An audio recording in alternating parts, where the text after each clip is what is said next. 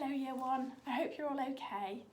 Now, just like I promised you earlier, I'm going to read you a story to finish off the week. Hopefully you enjoyed today's story. And because we've been looking at keeping warm our bears this week, I've put on my nice warm fleecy onesie to keep me warm and to help me relax. So maybe you could put on some cosy pyjamas or something nice and warm, and you can sit down to relax and enjoy this story. You might like to listen to it just before bed or perhaps when you finish some work, whenever you like, but hopefully you enjoy today's story. Now, it is called The Bear Who Went Boo, and it's by David Walliams. And I'm sure you all know David Walliams. He's a judge on Britain's Got Talent, so you might know him. He's written this story and it's illustrated by a man called Tony Ross. So hopefully you like today's story. And of course, what's on the front? That's right, a polar bear. So let's settle down, just like Big Bear, to read my exciting book. So The Bear Who Went Boo. At the top of the world lived a very cheeky polar bear. He was only little, but he loved giving the other animals a big fright. Slowly and silently, he would creep up behind them before going, what do you think he's going to say? Boo! The poor creatures would shriek as the cub would roll around, hooting with laughter.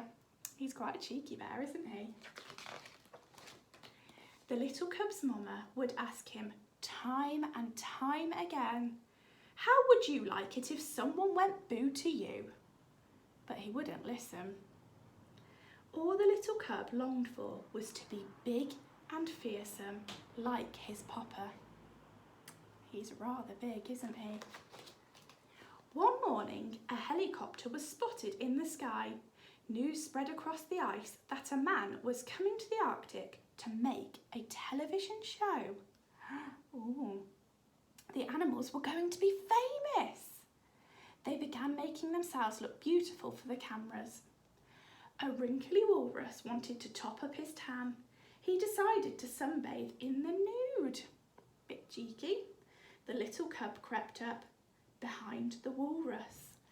What do you think he's going to do? Boo! Ah! The walrus was so shocked, he kicked up his back flippers.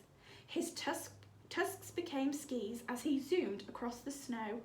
Whizz! Meanwhile, a platoon of puffins preened their feathers.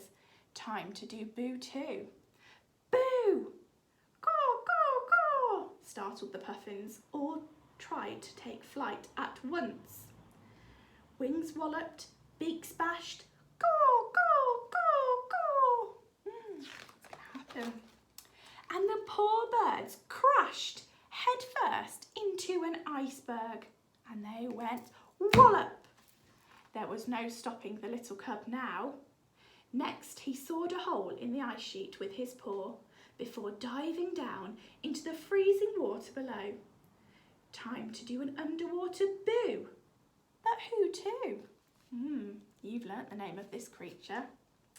The little cub spied a pair of killer whales practicing a synchronised swimming routine, ready for the cameras. Boo!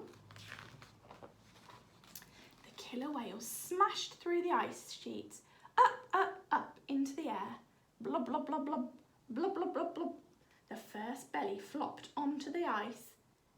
Then the more blubbery of the two landed on top of his poor friend. Boing, boing, boing. Oh dear. As the sun was setting over the Arctic, the cheeky little cub spotted a very odd-looking animal he had never seen before. This snowy owl? He couldn't resist. One final, what's he going to do? Boo! And a big splash! The poor man leaped backwards and fell with a giant plop into the sea. No! The water was so cold that when he clambered out, he was encased in a block of ice. Can you see how red his face and his nose has gone? Oh, it must be very chilly to get caught in some ice. Don't forget to freeze your ice cubes next week. The man was furious. His face glowed bright red like a tomato, and the ice soon began to melt. In all my years, I have never met such a badly behaved animal. I've had an octopus tickle me, been sat on by a rhinoceros, and once a family of gorillas ate my underpants. Oh, those gorillas. But you are the worst. Right, I'm reporting you. Species, penguin? Fibbed the little cub. You are not a penguin. Penguins live in the Antarctic, not the Arctic. Yes, and a tiny one at that. He said he's a polar bear. Well, you have ruined it for all the other animals. I am not making my television show here now. I'll go to the Antarctic and I'll make one about penguins. People like penguins. Penguins are nice. What? As the little cub watched the helicopter leave, all the animals gathered. Now they were going to miss their moment of fame. It's time to teach that little bear a big lesson. That night, the little cub trudged slowly back home, but as he entered his snow cave... Uh-oh. What do you think they did? Boo! Ah, they've all said boo to him. The little cub's fur stood up on end as he'd been hit by a bolt of lightning.